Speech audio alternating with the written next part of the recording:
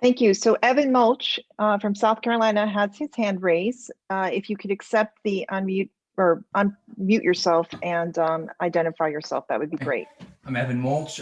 Some would say the Council on Foreign Relations has been made up of architects of the New World Order, especially since the founder of the council was Edward Mandell Haass, a man that was very proud of his plan to convert America into a one world socialist state, or a socialist state under the one world order. This is very well understood if you read the book Shadows of Power by James Perloff. Richard Haass, what is your thoughts on that? Do you think that the Council on Foreign Relations has been an organization made up of architects to form a new world order and to get rid of the sovereignty of the United States of America? Short answer is no. A slightly longer answer is the Council on Foreign Relations. We are, by the way, celebrating our 100th year this year.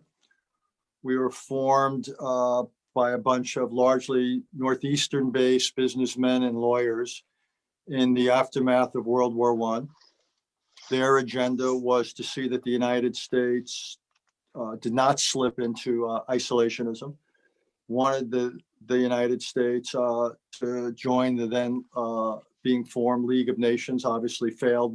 President Wilson failed at that. And over the last 100 years, the council has evolved significantly. It's a national membership organization with about 5,000 members.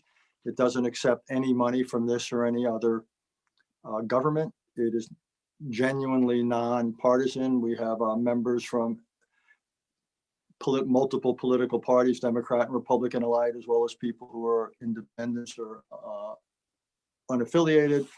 As Irina said, we have a think tank. We publish Foreign Affairs magazine. We have members and we meet. We're increasingly an educational institution, turning out materials to help high schools and college teach students about the world. We do not have an institutional position on issues.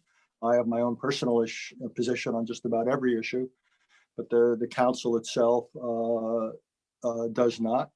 I think American sovereignty is a factor. I think sovereignty, the emergence of sovereignty in the 17th century was a great innovation.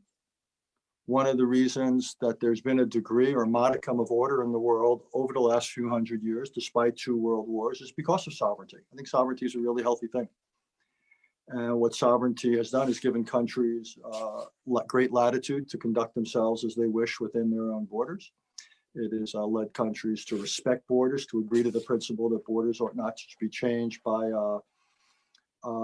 force. Now, obviously, there are times in history when that isn't respected and conflict results. We've just had the problem in our own country where our sovereignty has not been respected in the last 2 electoral cycles by Russia.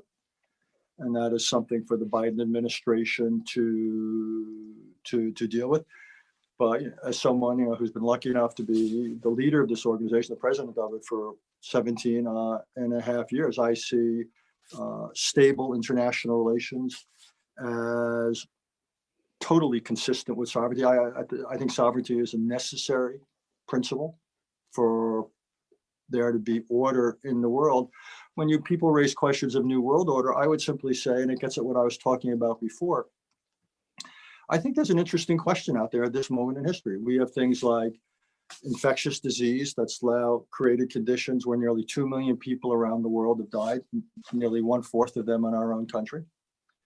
Climate change, we've had the hacking that the Russians have just carried out. We have global terrorism. We have a North Korea with a growing number of nuclear weapons and missiles that can bring those nuclear weapons here. So the question I have is, how do we manage these threats in the world? And we can't manage them by ourselves. So to me, one of the challenges to the United States is how do we collaborate, coordinate with others, principally our partners and allies in Europe and Asia, but potentially elsewhere, to deal with these global challenges that don't respect borders. That's a fact of life. And the question is, can we develop new arrangements that are better able to contend with these challenges that don't respect borders, including things like viruses, be they computer viruses or physical viruses? So I would think that's very much in our interest. Now, we have the sovereign right to participate in those efforts or to reject those efforts. That's totally up to us.